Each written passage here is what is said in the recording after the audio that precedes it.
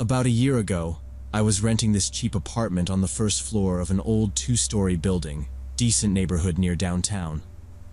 Windows faced a small shared courtyard where residents parked their cars, just an asphalt lot with space for maybe 8 to 10 vehicles. I didn't have a car, biked, or took the bus to work, but I'd see neighbors coming and going at different times. One Wednesday in mid-July, I got home from work around 6 p.m., went inside, changed clothes, walked to the window to open it because the room was stuffy after the hot day. Glanced down at the courtyard and noticed this black sedan parked directly across from my windows. Old model, maybe year 2000, windows tinted so dark they were almost black. Engine was running. I could hear that low idle. I figured one of the neighbors got a new car or someone was visiting. Didn't think much about it. About 15 minutes later, the car drove off. I saw it leave the courtyard and forgot about it. Next day at work was the same as always. I'm a receptionist at a dental clinic, 9 to 5:30. Same bus, same coffee, same faces. My life back then was very copy-paste, which I actually liked because it felt safe. Thursday, I came home around 6 again. I remember checking my phone at the door. 5:58. I dropped my bag, kicked off my shoes, walked to the window to get some air in. Looked down. Same black car, same spot, engine running, front pointed at my windows. Seeing it a second day, same time, it suddenly didn't feel like nothing. I stood there watching for maybe 10 minutes, trying to see through those tinted windows, but they were just black mirrors.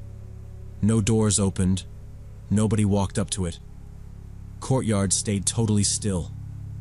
After about 15 minutes, like the day before, the sedan pulled out and left.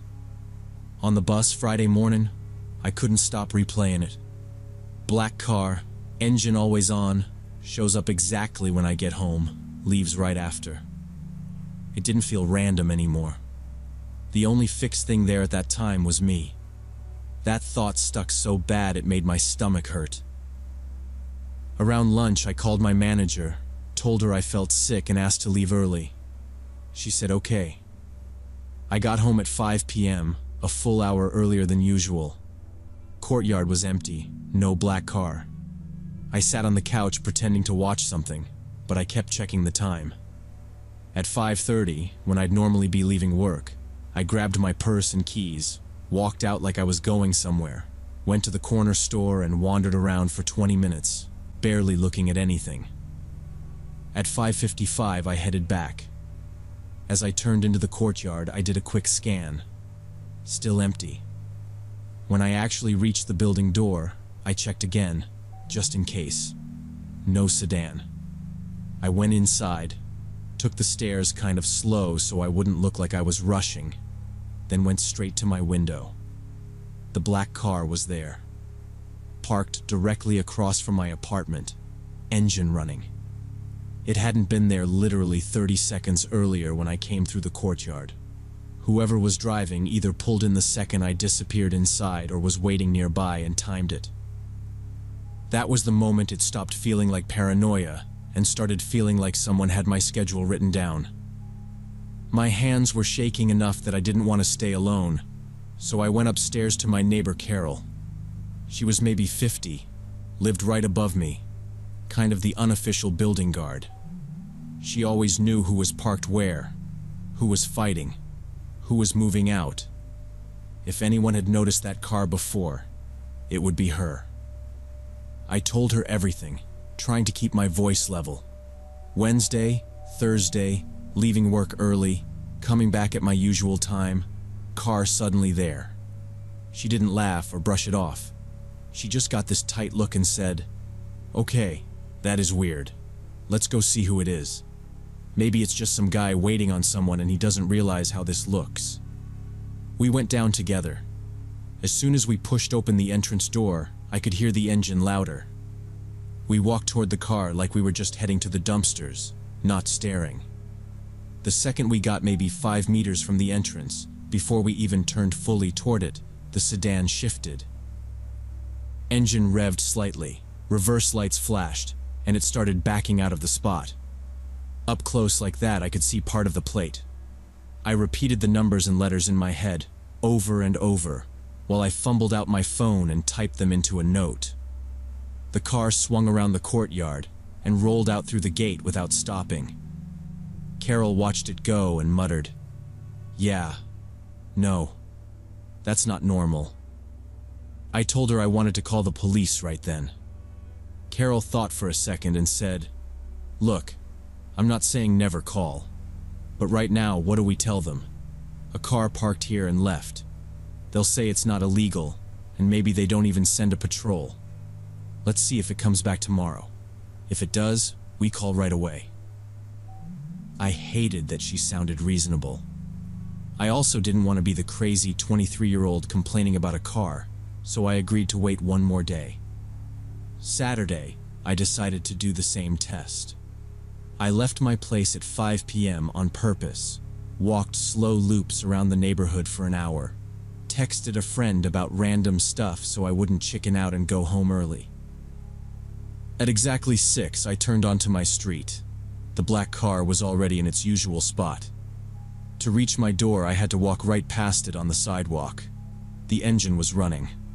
I kept my eyes forward, every part of me screaming to look, and as I drew level with the front bumper, the headlights suddenly flashed twice. 2 short blinks, deliberate, like a signal. The driver had seen me and hit the lights on purpose. My legs went weak, but I didn't stop. I walked into the building as calmly as I could manage, then bolted up the stairs, heart pounding so hard it made me feel sick. Inside my apartment, I shut the door, locked the handle lock, turned the deadbolt, slid the chain across with shaking hands, and immediately called the police. Officer showed up about 40 minutes later. Young cop, maybe 30. He took my story seriously. He came into my apartment first, asked me to walk him through everything from the beginning while he stood near the window and looked down into the courtyard. I told him about the 3 evenings, the timing, how the car disappeared as soon as Carol and I walked toward it, the headlights flashing at me that last time. He kept asking if there was anyone who might want to scare me. An ex, someone from work, anyone I'd turned down. I told him no. Nothing like that. My life was pretty boring, which was kind of the whole reason this freaked me out so much. He wrote down my statement, took the plate number from my phone, asked for the make and model as best as I could describe it. We went outside together, and he walked around the courtyard, checked the spots, even looked at the small camera over the building entrance, but he said he couldn't access the footage himself. That would have to go through the landlord. He gave me his card, said if the car came back I should call right away, even if it left before a patrol could get there. Before he left, he reminded me that, technically, parking in the courtyard wasn't illegal, but he agreed the pattern was worrying. The car didn't show up again that evening. I kept going to the window every few minutes until it got dark. Then I moved a chair so I could sit and still see the lot without standing right in front of the glass like a target. Nothing. Just my neighbors' regular cars, people coming home with groceries, some kids cutting through on scooters. Around midnight, I finally went to bed, phone right next to my pillow, ring volume all the way up. 3 days later, the same officer called me back. His tone was different, more careful. He said he'd run the plate. The car was registered to an elderly man named Walter Green, who had died 2 years ago from a heart attack. Registration hadn't been renewed since then. No transfer of ownership, nothing. On paper, the car just stopped existing. That meant whoever was driving it now had either bought it under the table and never filed anything, or they were using stolen plates, or both. I asked if they could track it somehow, pull up traffic cameras or something. He said with how old the registration was and no recent tickets, there wasn't much they could do unless the car showed up again and patrol caught it in person. He told me again to call if I saw it, and to think about staying with friends or family for a while if I felt unsafe. I didn't really have anywhere else to go, so I stayed put. For a whole week after that call, the black sedan didn't appear in the courtyard. I watched for it every day anyway. I tried to act normal, went to work, talked to patients, listened to my co-workers gossip, but any time I saw a dark car outside the clinic, my chest tightened. By the end of the week, with nothing happening, part of me started to believe maybe the cop's presence had scared the driver off. Maybe it had just been some creep who got bored and moved on. Then, one morning on the bus to work, we turned onto a street 2 blocks from my house. I was half asleep, looking out the window without really seeing anything, when a familiar shape caught my eye. Same old black sedan, same dark tint on the windows, rolling slowly down the opposite lane. It wasn't following the bus, wasn't turning after us, just moving along like any other car.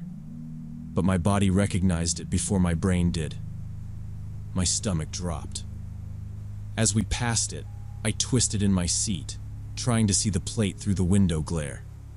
I couldn't read it clearly, but I didn't need to. I knew it was the same car. It felt like whoever was driving just wanted to check if I still lived near that corner, if I was still on my usual route. A month later, I moved out of that apartment to a different neighborhood farther from downtown. Told Carol and the other neighbors I'd found a place closer to work and cheaper. That part was true enough. I did pick somewhere that cut my commute. I just left out the part where I was leaving because of a car. I planned the move fast, signed the new lease, and scheduled everything so there wouldn't be a long overlap. During that last week, I kept my blinds mostly closed and paid attention to every engine sound in the courtyard. The black sedan never came back while I was packing or carrying boxes, or at least I never saw it. On my last day there, Carol hugged me, told me to text her my new address. I told her I'd send it later and change the subject. Sometimes now, even in the new place, I still look over my shoulder in parking lots, checking for black sedans with dark-tinted windows sitting with their engines running. I think about that car more often than I admit to anyone. I wonder who it was and what they wanted. If it was someone I'd met without realizing, a patient's relative, someone from the bus, someone who'd seen me in that courtyard and decided to keep track of me. Or if it was completely random and I just happened to walk into their pattern. The police never found whoever was driving it or why they were watching my schedule so closely, and that's what sticks with me the most. Not knowing what their end goal was, only knowing they were patient and precise enough to show up at exactly 6 p.m., flash the headlights at me, and then circle back weeks later to see if I was still there. Now I keep my address as private as I can, don't post about my routines or locations, and I change my route home from work whenever I can.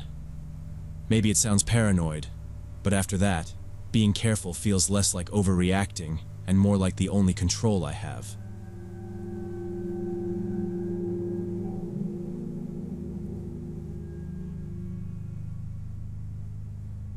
Four years ago, my younger sister Kaylee was working overnight shifts at a 24-hour diner on the edge of Middleton, 10 p.m. to 6 a.m. She was 19, saving for college. I was 23, and living on my own. Our parents hated her being out that late, so the rule was simple: no walking home alone. Dad usually picked her up. That Friday, our parents were driving to the next state to visit my grandma and asked me to cover the pickup. I lived 15 minutes away, had my own car, so I said yes. I left my apartment a little before 5:30 and pulled into the diner's small front lot at about 10 to 6. It was still dark. The diner sat in an industrial strip, warehouses and auto shops around it, all closed. I parked facing the front windows so she'd see my headlights, left the engine running, and texted, "Here, front lot." She replied she was finishing cleanup and to give her a few minutes. I locked my phone, turned the radio down low, and started scrolling, still glancing up every so often to check the door. A dark sedan was parked across the street, headlights off. I noticed it almost immediately but didn't think much of it. Figured someone waiting for a ride. The car looked old, dark gray or black, hard to tell in that light. It just sat there. No movement I could see. Every time I glanced up, it was in the same spot. Kaylee texted she was finishing cleanup, would be out in 5 minutes. I put my phone in the cup holder and looked in the mirrors out of habit. The street was empty in both directions. Maybe 7 or 8 minutes passed. The diner door opened. Kaylee came out, waved at me, started walking toward my car looking at her phone. She looked tired, ready to go home. And at that exact moment, the sedan door opened. A man got out, tall, broad-shouldered, dark jacket with a hood. He closed his door and didn't look around. He didn't head toward the diner. He started quickly crossing the street, purposeful, his eyes locked on Kaylee. I remember sitting there for maybe 1 heartbeat, telling myself I was overreacting, that he was just cutting across toward the entrance. But he angled straight toward the space between my car and hers like he already knew exactly where she was going. I can't explain what happened next. It wasn't a rational decision.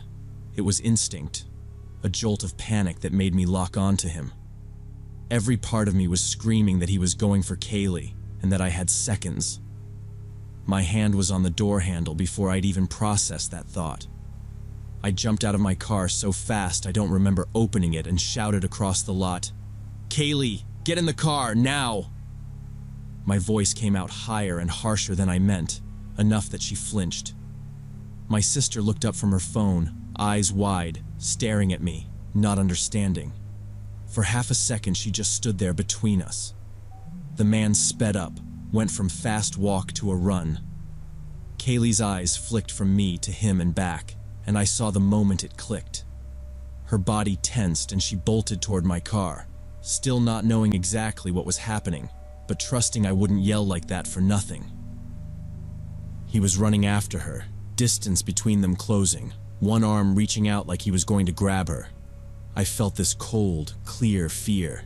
If he got hold of her, I might not get another chance. I scrambled back into the driver's seat, half falling in, yanking my door shut. Kaylee yanked open the passenger door and jumped in, one knee still on the seat, her backpack hitting the dashboard. In that second, everything narrowed down to one thing I could control. I didn't look at him, didn't check where he was. I just needed Kaylee inside and the car sealed for a few more seconds. Only. I slammed my thumb on the central lock button, securing all doors at once. The man was maybe 10 meters away, close enough that I could see his hand already lifting toward Kaylee's door handle as he ran along the side of the car. I slammed my foot on the gas with the gear still in reverse, panicking and not thinking it through. The car jerked backward hard, my shoulder hitting the seat, Kaylee screaming my name. I spun the wheel sharply just to get us away from him, tires bumping over the edge of the parking spot. For a split second I lost sight of him in the mirrors, and that scared me more than anything, not knowing exactly where he was. I forced myself to slow my foot enough to slam the brake, shove the gear into drive, and then I floored it out of the parking lot toward the main road. I heard Kaylee gasp, "What are you doing?" But I didn't answer. I was too focused on not hitting anything and just getting distance. In the corner of my eye, right as we pulled out, I saw him standing in the middle of the road, turned toward us, not chasing, just watching the car go. There was something about the way he stood there, like he hadn't expected me to react that fast. Kaylee was breathing hard, seatbelt half twisted across her chest, hands pressed against the dashboard. She started yelling over the engine, asking what happened, who that was, what was going on. I realized my hands were shaking on the wheel, my heart pounding so hard I felt slightly dizzy. I kept glancing in the rearview mirror, half expecting to see his headlights behind us, but the road stayed empty. After about 3 blocks, when I was sure no one was following, I forced myself to ease off the gas. My voice was unsteady when I finally answered her.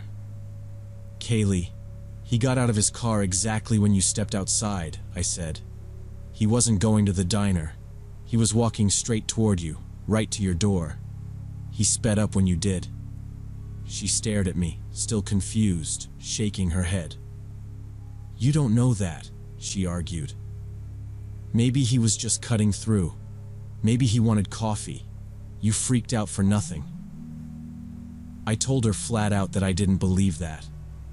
I reminded her how empty the street was, how long the car had been sitting there, how he'd locked onto her, and then ran.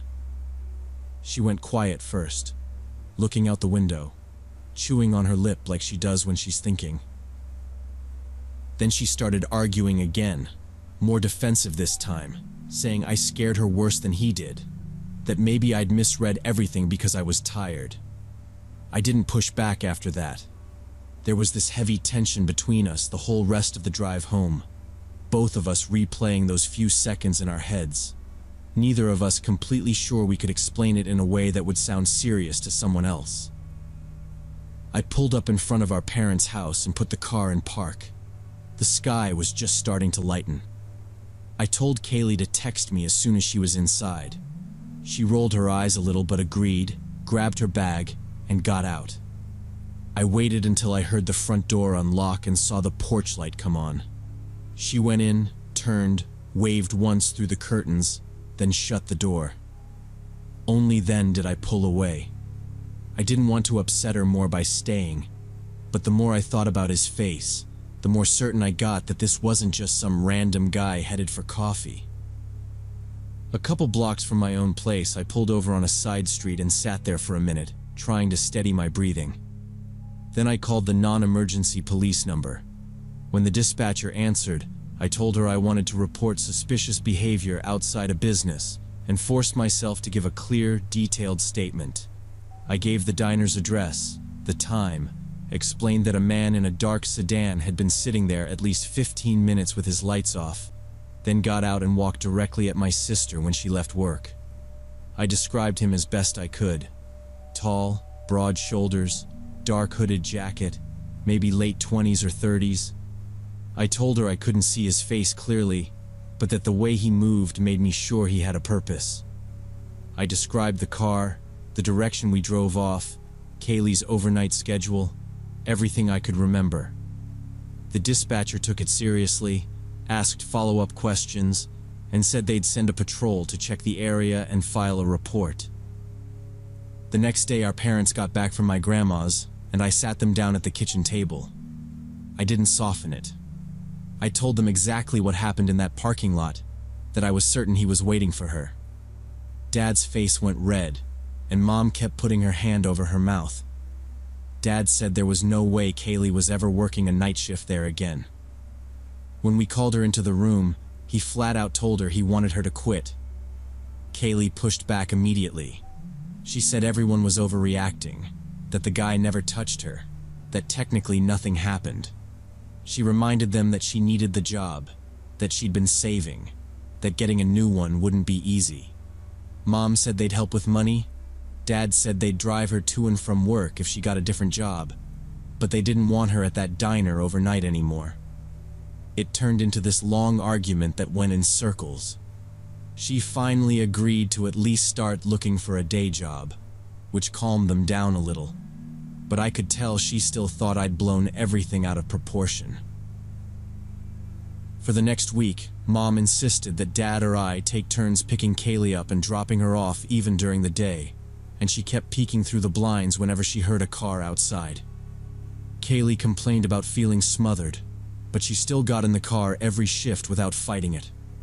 I called the police station 2 days after my report, and they told me they'd had patrol cars swing through the diner area during the overnight hours but hadn't seen anyone matching my description or the sedan. That scared me in a different way, because it meant he either gave up or, more likely in my mind, changed where he was watching from. Kaylee eventually got hired for a part-time day position at the local library about 2 months later. As soon as she had that lined up, she put in her notice at the diner. Dad was relieved, Mom almost cried, and Kaylee joked that now no one could accuse her of being reckless. After that summer, she moved to another state for college. The diner job became one of those things she mentioned as a funny, awful night shift story, and whenever she brought up that morning, she'd roll her eyes about how dramatic I'd been. Every time, I just let it go instead of starting that fight again. It has been 4 years now. Police never called me back with any updates, and I stopped expecting them to. I still have that report number saved in my notes. Kaylee's finishing college in another state, living with roommates, posting about normal stuff, exams and parties and work. She still honestly believes I just got worked up that day, that the guy was a random customer, that it was all a strange coincidence. I don't know who that man was, whether he had watched her on other nights, whether he tried again with someone else after the police patrols stopped. But I am still sure that if I hadn't screamed when I did and turned everything chaotic for those few seconds, something terrible could have happened in that empty parking lot in the pre-dawn darkness.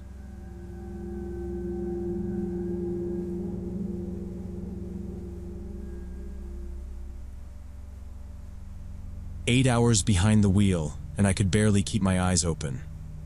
I was driving home from college for break, running on gas station coffee and cheap snacks, and I knew if I didn't stop, I was going to start drifting lanes. When I saw a faded diner sign near an exit, I took it without thinking. The parking lot was mostly empty, a couple of pickups and 2 semis, nothing weird.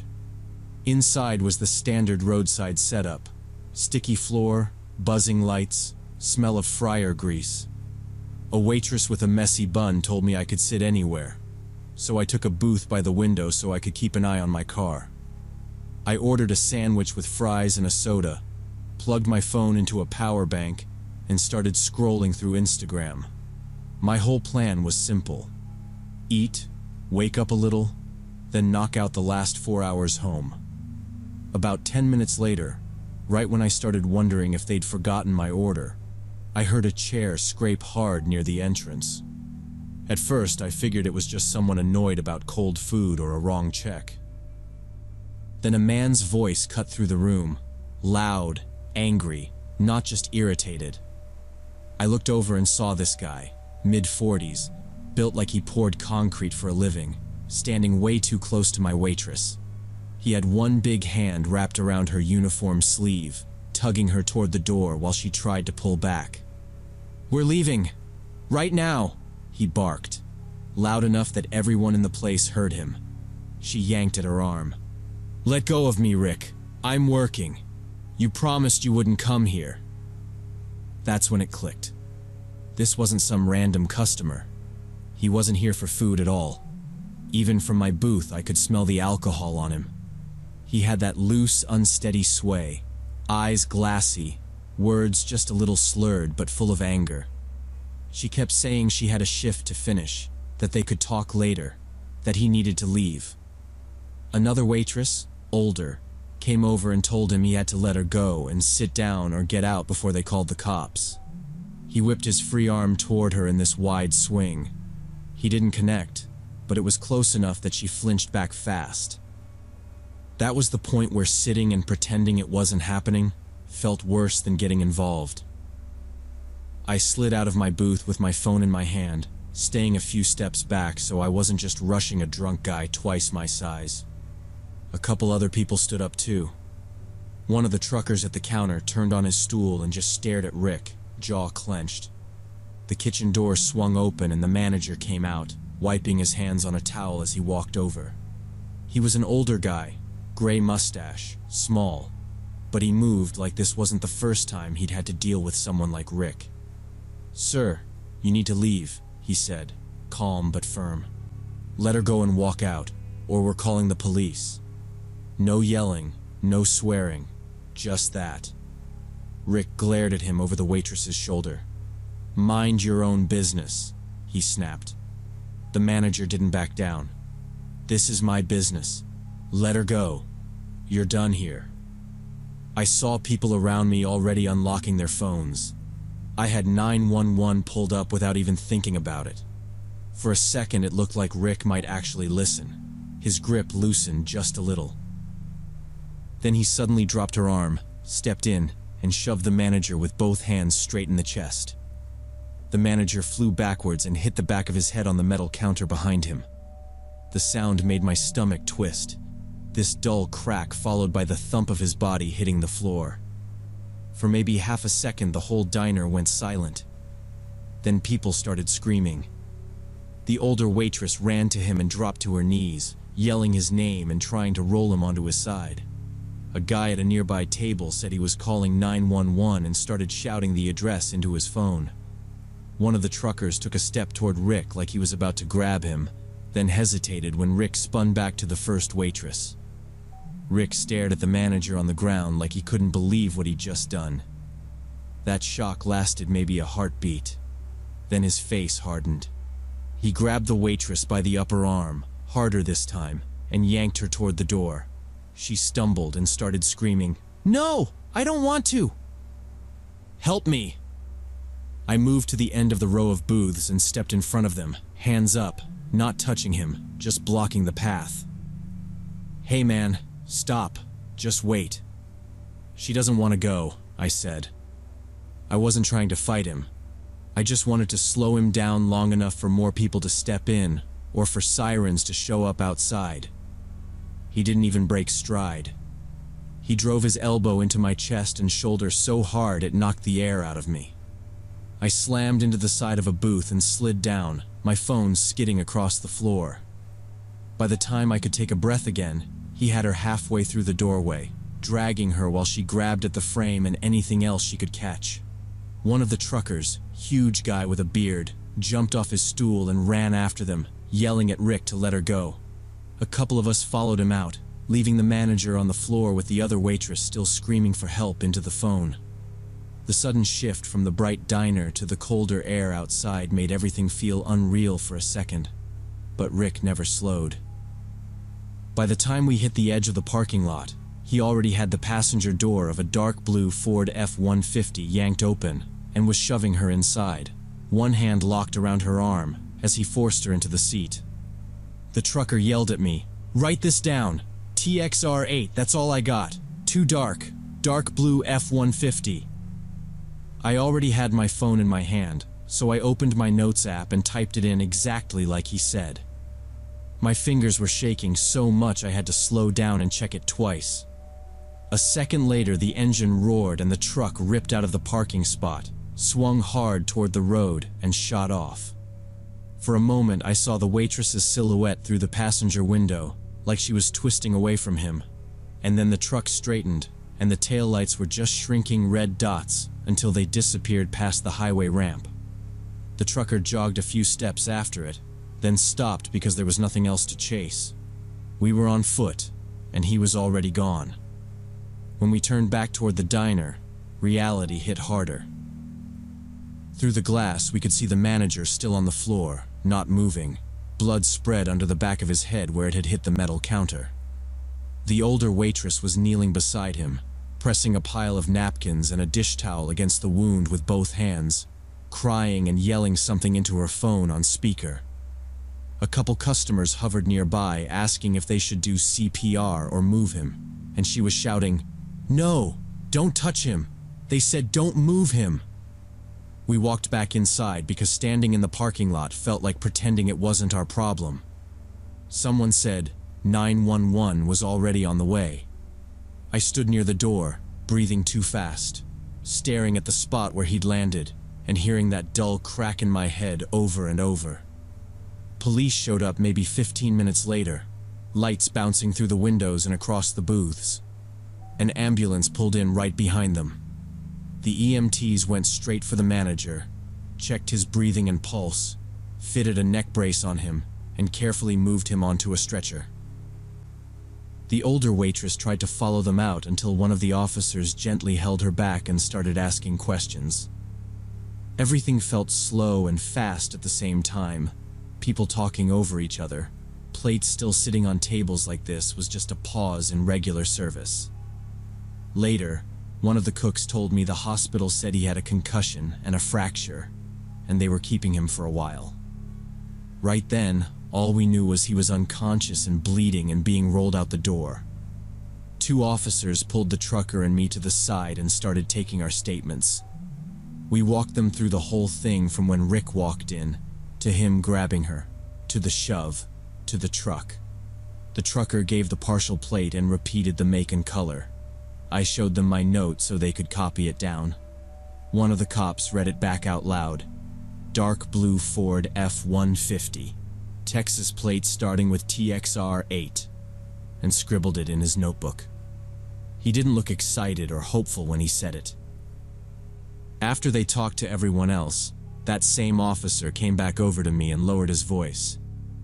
"Look," he said, "there's thousands of Fords like that in Texas. Without a full plate, it's tough. We'll run what we've got. But this isn't one of those TV things where we punch it in and get one name." I just nodded, because what else was I supposed to say to that? One officer quietly added, almost like he was trying to make it sound less bad, "Most likely she knows him, since he came to her work. If she wants to, she'll file a report herself. That makes it easier for us to move on it." Something about that bothered me more than anything else that night. Like all of this, the blood on the floor and her being dragged out didn't officially count until she asked them to care.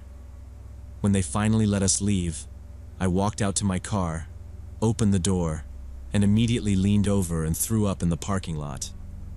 My hands were shaking so badly I dropped my keys twice before I managed to get in and lock the doors. I sat there in the driver's seat with the engine off and called my sister because I couldn't stand the idea of being alone with my own thoughts.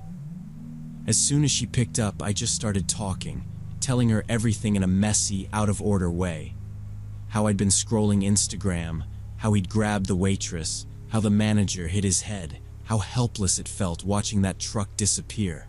My voice kept breaking and I had to stop a few times to pull myself together. She kept saying I'd done what I could, that I wasn't a cop or security, that most people would have stayed in their booths and pretended not to see anything. I heard her, but it didn't really land. I just needed someone on the line so I didn't feel like I was stuck back in that moment alone.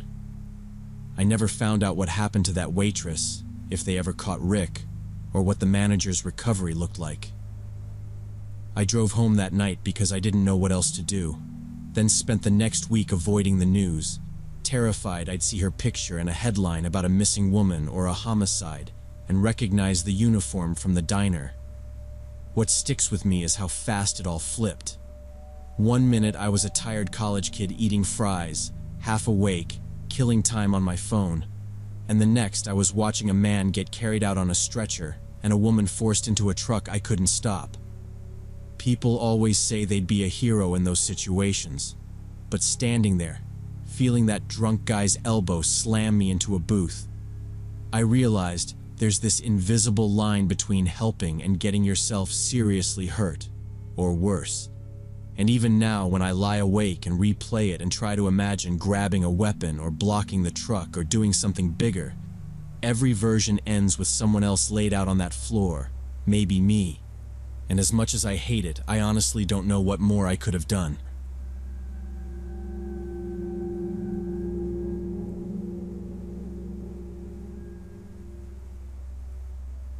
After the Army, I worked for a private security company that specialized in industrial sites and abandoned buildings. Our best contract was with the city, patrolling structures marked for demolition to keep out vandals, homeless, or scrappers looking for metal. It wasn't glamorous, but after deployment, I liked that the worst thing I usually faced was a drunk or a bored teenager. One night around midnight, dispatch sent me to an old 8-story office building downtown. Anonymous tip about homeless setting up camp inside. The place had been empty 5 years, windows boarded, entrances sealed, but experienced people always found ways in. I parked in the loading bay, logged my arrival, walked to the main doors, and checked my handheld. Signal came through loud and clear. Dispatcher read back my call sign without asking for a repeat. Standard route there was just first 2 floors, quick loop of the main corridors, but with a live complaint I was supposed to check higher, at least up to the mid-levels. Inside I took the usual path. First floor, lobby, reception desk, plastic sheeting, all the same mess I'd seen a dozen times. No fresh trash, no disturbed dust around the doors. Second floor matched it. Long corridor of closed offices with old city seals taped across the handles. I checked a couple at random, tape still tight. I kept the radio clipped high on my vest, volume up so dispatch would cut through if something else came in. Back at the stairwell, I hesitated a second, listening. Sometimes in those empty buildings you can hear people 2 floors away. That time I heard nothing but distant traffic. I told dispatch I was heading higher and got a lazy, "Copy, keep talking to me." I went up to the 3rd floor, and as soon as I pushed the door, I saw the dust near the threshold was scuffed up, not smooth like last time.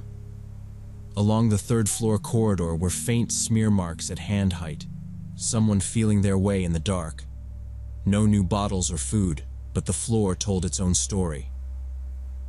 All the doors I tested were still sealed, so whoever had come through either stayed quiet or didn't stay long.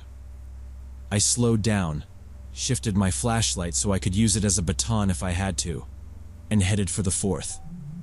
4th floor, I immediately saw one office door standing open, seal torn and hanging by a single strip of tape. The tape itself looked newer, clear instead of yellowed. Inside, my light picked up fresh footprints in the thick dust, different sizes, so at least 2 or 3 people. In the corner were cigarette butts, a couple of empty water bottles, and food wrappers piled in a cardboard tray like someone was trying not to leave trash in the hall. Someone had used that office recently, probably within a day. I keyed the radio, kept my voice low, told dispatch I had clear signs of occupation, and was proceeding carefully. He offered to send a car. I said to hold off so we didn't spook anyone into sprinting blind through stairwells. I moved farther down the corridor, and that's where I found the first passage. Someone had punched a rough hole through the drywall between 2 interior offices, just big enough for an adult to crawl through. From the chipped paint and dust around the edges, it wasn't brand new, but it wasn't old either. I checked the ceiling grid and corners, saw no one waiting, then crouched and stuck my head through. Next office, same dust footprints, and on the opposite wall another ragged cutout leading farther in. I squeezed through into the next office and found another passage, then another, short stretches of wall left standing like pillars between gaps. Someone had built a real maze inside the building, letting them move between rooms while avoiding corridors and security cameras completely. From a tactical side, it made sense. They could hear anyone coming down the main hallway and shift 3 rooms over before you ever opened a door. I stayed low, one hand on my radio, one on the flashlight, moving slow so I didn't rip my vest on the drywall edges. I checked my radio again, still working, and I reported every turn to dispatch so he could mark my route on the building plan. I went deeper into the labyrinth, finding passages one after another, starting to notice graffiti on the inner walls, crude territory markers, letters and arrows pointing directions that didn't match the official room numbers anymore. The building was big. I knew there were about 50 offices per floor, and from the way I kept zigzagging, I guessed the maze covered maybe a third of them, mostly the quiet side away from the elevators. In the far corner, I finally found the center, a larger room where they'd knocked out more walls. There were 3 dirty mattresses against one side, a pile of canned food stacked neatly, and a heap of clothes. On a makeshift crate table sat a metal ashtray with a mound of cigarette ash that still felt warm through my glove when I tapped it. The place had been used very recently, maybe a couple hours ago, which meant whoever built this likely knew I was in their tunnel system. I checked the radio one more time, and now the signal was weak. Dispatcher's voice breaking up with static, concrete walls blocked the signal harder than I expected. Then I heard voices, low at first, then clearer as they bounced off the concrete. 2 men talking, footsteps with them. It hit me I wasn't checking an old camp. I was in the middle of someone's active spot. I was in that maze with bad radio, no partner, nobody who knew where I was. If they walked into that room and saw me over their stuff, it would turn into a confrontation. I'd cleared enough rooms in the army to know I was on the wrong side of this. I wasn't there as a cop or a soldier, a private guard whose job was to find trouble and call it in, not fight a group in tight space. I shut off my flashlight and stood still, listening. The voices were on my floor and getting closer, headed toward the side with the maze. One of them laughed, another told him to quit it. I backed toward the last hole in the drywall, placing each step so I didn't kick anything. When my boot hit the rough edge, I dropped down, slid through, and moved to the next gap. Every few rooms there was another opening, and I used them like a path. The voices stayed somewhere off to my right. I kept going until I found the door to the corridor, went through, turned for the stairwell, and ran as soon as I saw the exit sign. At the bottom, I hit the first floor door, cut through the lobby, and pushed out into the loading bay. By my truck, with the radio strong again, I called dispatch and reported. I told him I'd found a maze of cut-through offices on the 4th floor with mattresses, food, clothes, a warm ashtray, and several male voices up there. He told me not to go back inside and said he was calling the police. He asked about entrances, weapons, and vehicles. I told him I hadn't seen guns or cars, but whoever was inside was organized enough to build that layout and stockpile supplies. A patrol car rolled up. The officers took my statement, and they locked down the doors. Next day, I came on shift and saw the result. Patrol cars and a tactical unit had the block closed, officers at the doors and behind vehicles. An officer with a megaphone stood at the entrance telling anyone inside to come out with their hands up. After a short wait, the door opened and one man stepped out, then another, until 6 of them were on the sidewalk in cuffs. No chase, just 6 guys who knew they were boxed in. Later, detectives told us they were using the building as a warehouse for stolen electronics and tools until a bulk buyer was ready. The maze let them move between a group of offices without stepping into the main corridors or in front of cameras. I got a commendation, but what stayed in my head wasn't the praise. It was how close I'd come to walking into them. After that night, I refused to clear empty buildings by myself, unless there was no other option. It's too easy to step into someone else's layout and lose radio contact. That ashtray is what I remember most.